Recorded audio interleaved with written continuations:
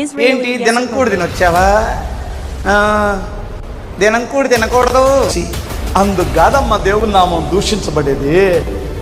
నువ్వు ఏరేదాన్ని బండి ఎక్కించుకొని వెళ్తున్నప్పుడమ్మా దూషించబడుతుంది దేవుని నామం. వాళ్ళ ఇంట్లో భోజనం చేసినందుకు కాదు దేవుని నామం తక్కువ చేయబడేది.